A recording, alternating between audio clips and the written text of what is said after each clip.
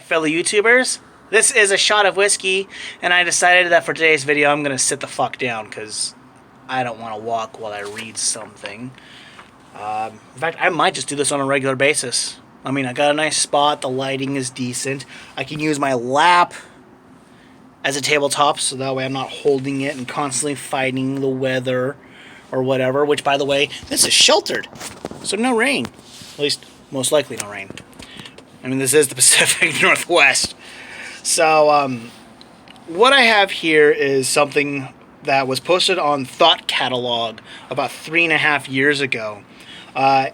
It was compiled, and I'll explain what I mean by that, by a guy named Lorenzo Jensen III. He went to an old Ask Reddit post, and he took a bunch of different answers and he put them together on this. So almost every single word here isn't even his, but he did title them. There was, 21, I believe. Yes, 21 different things on here. And he gave them titles to basically sum up what the entire message is, which some of these messages are pretty damn short. Others are quite lengthy. So I'm going to try to make this quick, because I don't want to sit here all night. The title is 21 Things. I probably could have just read the title and came up with an answer. 21 Things Women Need to Stop Complaining About, according to 21 men. And the very first one is the wage gap. Go figure. A non-existent wage gap. Baby, the only gap you've got is the only reason men speak to you. It's a little mean, but I get it. Number 2, the patriarchy. Or society. I know several women for whom this is their go-to argument to explain all kinds of stuff, as if it absolves them of all accountability. Yeah, a lot of them do. Society is unfair to everyone in some way. Suck it up, princess. And if you don't like the patriarchy, run for fucking office. I don't like it much either. Well, I don't entirely agree with that last sentence. Mostly because I don't think we live in a patriarchy. I really don't. I think, if anything, we live in a matriarchy. And I say that because of the way that our society functions. Number 3, inequality. That they don't get treated equally. You don't want to be treated equally. Keep your female privileges. That doesn't sound right, but whatever. I'd love for someone to hold the door for me. That shit is polite. If anything, everyone gets treated poorly. No love in the world anymore, I guess. And he's not too far off. Number 4, the male gaze. Women complaining that men look at them sexually, but most of them spend time and money on hair, nails, makeup, and clothes to look as sexy as they can. And then this part is italicized.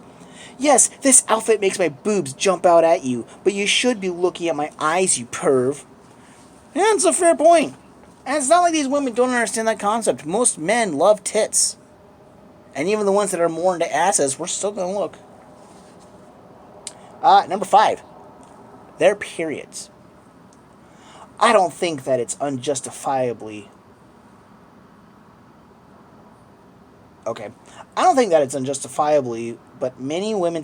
That doesn't sound right either. Well, whatever. But many women spend a lot of time whining about periods, especially so on the internet. We get it. Periods suck. Cramps suck. Period shits suck. Stains suck. Feelings like shit sucks. Feeling like shit sucks. Around the millionth time each day, it tends to get slightly repetitive. Amen. Number 6, male privilege. Male privilege. If anything, women are the privileged one. So it's not that far off from number 3, the inequality. And by the way, as I go through this, some of them are going to sound kind of like the same thing. Number 7, being oppressed. Feminism in 2017 in the Western world. What are you raving about? There are female CEOs, female politicians, almost a female U.S. president. Women are more independent than ever. You are sexually liberated, yet still it's not enough for some. There is no wage gap, but the wage you negotiate, at least here in Europe. Okay. Feminism comes off to me as an identity and a reason to feel inadequate for choices that you've made. Yes. Not that society has made for you. Bravo, good sir. Number 8. Catcalling. Oh, so you're an attractive woman? Life must be so hard for you. Poor buddy. Number 9. I'm so glad this one made the list. Manspreading. Now, just in case there's somebody who's never heard that expression, because this isn't a mainstream thing, despite what a lot of these feminists would like to think. Manspreading is the idea of sitting with your legs spread apart, because we have testicles. God forbid.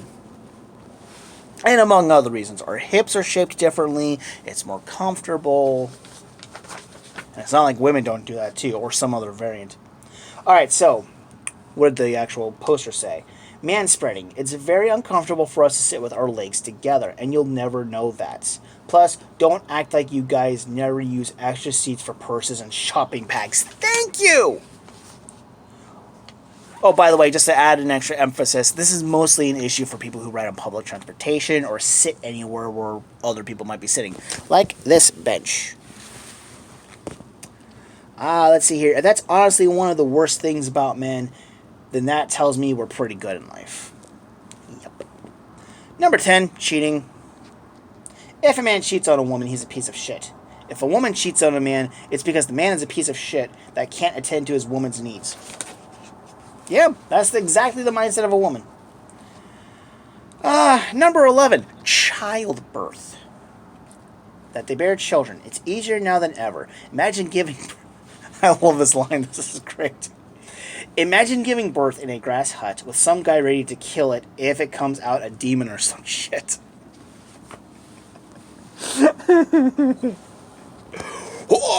Stabby!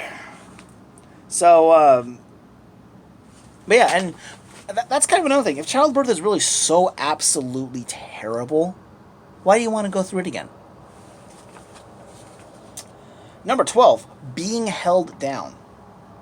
Now, he's not talking about physically being held down, because that does suck. Oh, no. He's talking about the oppression. They should...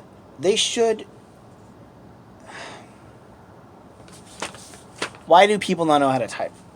They should know how bad Middle Eastern women have it, then they wouldn't be bitching. Yeah. Number 13, sexual objectification. Men are so judgmental. They care so much about a girl's boobs. That was in quotes, by the way. Listen, lady. First off, literally no one I know gives a rat's fucking ass. May I tell you about the fucking, oh, I want my boyfriend to be so-and-so height, and, oh, he needs to have such and such dick size. Shallow bullshit that, oh, let's see, your friend from work, friend from your previous work, friend from school keeping talking. Okay. Yeah, you and I both know they have this nonsensical double standard. Fucking drives me up the wall. Yeah. And let's also not forget, makes such and such. Women care about that too. Number 4, creeps. Remember, you're only a creeping guy if you're unattractive. Yeah, true. Read 50 Shades of Grey. Don't read 50 Shades of Grey. We'll just look at it as an example. Number 15 is rape culture. Like fucking men group together and plan on their next rape fest.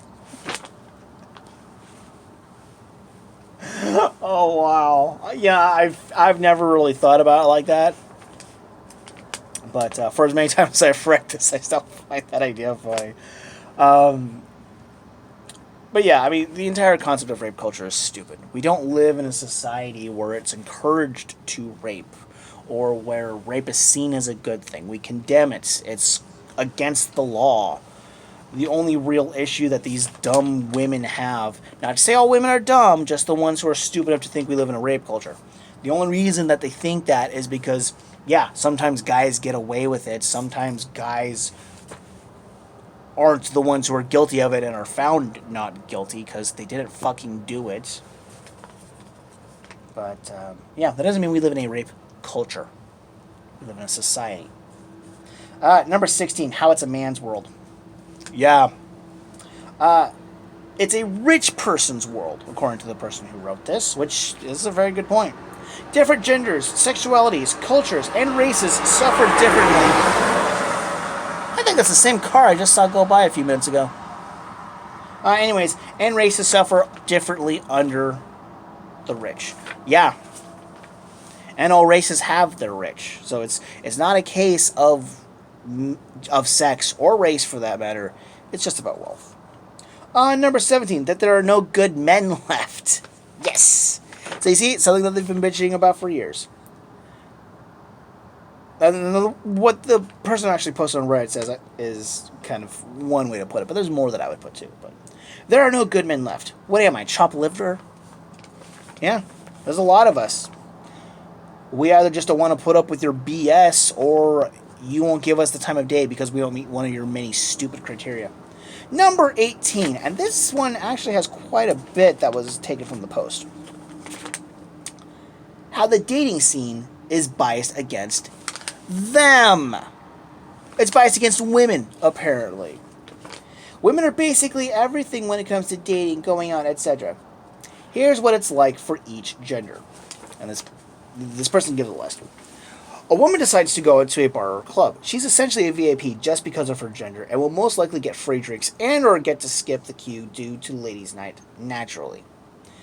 All she has to do at this point is sit at the bar and either gets the aforementioned free drinks or watch as a steady stream of men will come up to her, attempt to impress her, and spend money on drinks, flip the page, for her.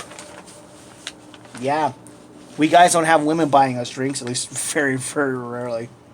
It's completely acceptable to pretend to like them just for the fun of it and get them to spend money on her, and then just coldly reject them when she gets bored of that.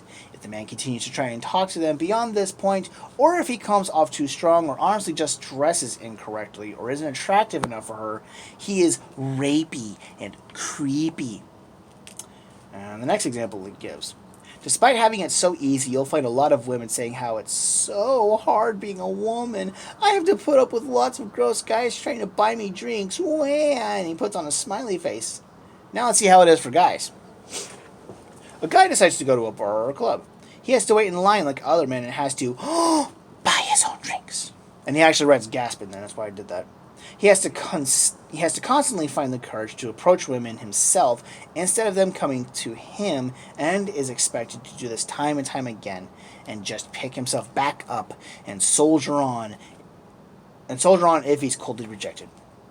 Women simply cannot understand how vulnerable this makes you and how painful it can be to have to do this, especially if it's all the fucking time. He is expected to pay for drinks for the woman in question. All of the pressure is on him to impress this person. Instead of it being an equal exchange, it's more like a peasant bowing down to a queen. Exactly, and that's why these women are women. Well, I should rephrase that. That's why these women are the women that they are today, self-entitled princesses. Trying not to step out of line at any point, lest he be deemed creepy, or worse. I added in the or worse. And then this last point that he brings up is the whole situation is so much worse for men, it's not even funny. Women have very little room to complain, and naturally the only response you'll get from people to a post like this is LMAO, look at this bitter virgin, and other predictable shit. Another great example of how easy women have it, where in addition to all this expectation and pressure that men have placed on them, they'll be shamed for speaking out against it or not doing it well enough, etc. This is actually kind of similar to one of the videos that I'm working on. That's part of the series that I'm doing. Number 20. Oh, wait, I'm sorry, I skipped number 19. Number 19. How chivalry is dead when they're only attracted to assholes. Obligatory chivalry is dead comments from women when all they look for are the guys who could treat them the worst. Hello, Tom Likas, anyone? Number 20, the toilet seat. Put the fucking toilet seat down. It weighs almost nothing. Exactly. You ladies should be able to do it. Aren't you strong and independent women? Put down the fucking toilet seat yourselves if you're going to care so much. At the very least, look before you squat. Alright, the last one is sexism towards women but never men. And this one, kind of like number 18, there's a bit of a list to it. Women complain about equality all the same. Yes, women should be able to vote and work, obviously. I would disagree with that, but that's a video all of itself. And yes, they still have lots of issues and inequalities. But if you live in a first world country, obviously being a woman in the Middle East is awful, then you are the most valued member of society. You're the ones with privilege. Damn straight they are. Here's the next point. It all goes back to basic human society. Women are supposed to be mothers, gatherers, and caregivers. Men are raised to be hunters and warriors. Literally born to kill, and I'm going to add something to this, and die. We are the expendable ones. Always have been. That's how society functions. That's bullshit. That's why MGTOW is a thing and is growing. Alright, the next point. A male can have hundreds of children, whereas each woman can only have a couple. A tribe can exist with one male and dozens of females. Because of this, the lives of males are less valuable. Throughout history, men have always been less important, and that still exists. Exactly. Whoa! Almost dropped my phone. Got a little too excited with that one. And, I've actually used this point to explain why it is that a woman's sexual purity is more important than a man's. Which, there's other things too as well, like men psychologically can be able to still attach to a partner even if he's fucked 1,000 women. But a woman, if she's fucked 1,000 dudes, it's been proven that psychologically speaking, a woman is far less likely to be able to pair bond with someone if she's had multiple sex partners. Guys don't have that issue. Women do. It's fact. Scientific fact. But the analogy that I like to use that's kind of relating to this is, let's say that the entire human race is completely obliterated and there's only 50 people. One man, 49 women. Assuming that all the 49 women are totally fine with having sex with this guy for the sake of procreation. Within a year, assuming that nobody dies and that there are no twins, you're going to nearly double your population within a year. Now, if you take this exact same situation and swap the sexes, one woman, 49 dudes, you're going to have one more person in a year. And depending on how similar the dudes look, there's a good likelihood you're not going to know who the fuck the baby's father is. It's questionable. Who is the daddy? Who's the primary one responsible? Especially if you're in a situation where she fucked all 49 dudes. It's a completely different situation because we're completely different sexes. That's fact. And unfortunately, women don't seem to want to understand that. Or at least the women who believe this crap. The next one. When there are a few seats left on a lifeboat, males are trained to give up their lives. Titanic. That's because they are raised from birth with the concept that they exist to care for, protect, and die for females. Thousands of men die in war I'm skipping words. Thousands of men die in war and at work, but it's considered awful. But then again, that's their job. In World War II, millions of young men, some of which were barely even adults, were shipped off to kill each other in battlefields. Even now, every man over the age of 18 needs to sign up for a draft in my country. I'm assuming that's the United States, because that is the case. And that's before they're allowed to vote. We have to do that before we can be allowed to vote, whereas women don't have to do that. All they have to do is turn 18. That means that at any time, you can be forced to kill and die for your country. But your female counterparts, they don't have to do the same. Here's another point. I believe that there is more sexism towards women. That's not me. That's this guy. But the levels are much lower. That's a good point, too. Women are objectified and not given the same opportunities. I don't agree with that. But the less common sexism towards males is far more severe. Yeah. What would you rather be? Objectified by society or sacrificed by it? Need proof? Just the other day, I read a news headline that said that 1/3 of homeless people are women. Now, I've seen stats that say it's a fourth, but let's go ahead and roll with a third. Think about that. Nobody even notices. That's how deeply ingrained this belief is. And what he means by that is, it's not a story about 2/3 of the homeless being men, because no one gives a shit about us. It's about 1/3 of the homeless being women. Here's the next point. 95% of workplace deaths are men, but they still complain about a wage gap. If you want equality, then you can't pick and choose which parts you like. Exactly. To quote Bill Burr, well, not an exact quote, but these feminists like to seem to think that male privilege is like a buffet. You can take what you want that's good and pass the stuff that's bad. That's not how equality works. When a man dies in combat, it is treated as a sacrifice, as a part of the plan. But if a woman dies, it's a crime. It's a tragedy. It's horrific. Why can't both be? And that's where this ends. So yeah, some of this is amusing. I almost lost my phone again. Some of it's amusing, but some of it's also got some serious points to it. And I think every single one of them is very valid in terms of just the overall concept of shut up, women. Now, in fairness, and I have no problem sharing this, that same Ask Reddit post, I did look at the post. I didn't really go through it that much because I didn't care that much. The way that the post was worded was, what are things that the opposite sex says that you wish that they wouldn't? So there were some things that women had said that they wish that guys would stop talking about or stop saying. But like I said, I didn't really go through it that much. And this particular post, it was just about things that guys wish that women would stop saying. So, and I'm sure that they have some good points. I'm sure that some of these ladies do. I just didn't care enough to look. I mean, the post itself was like 4 years old. Who cares? Anyways, this video is 22 minutes long. I usually try to keep my minutes less... I usually try to keep my videos less than 20 minutes long if I can help it. But, whatever. I'm also just trying to straight shoot this. I don't want to have to redo it like I honestly do sometimes.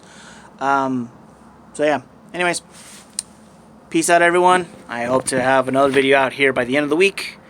And I'm still planning on having the series that I'm working on coming out before Halloween, or at the very least, the very first one. I definitely want to have them out before Election Day, because they are somewhat politically relevant. Later.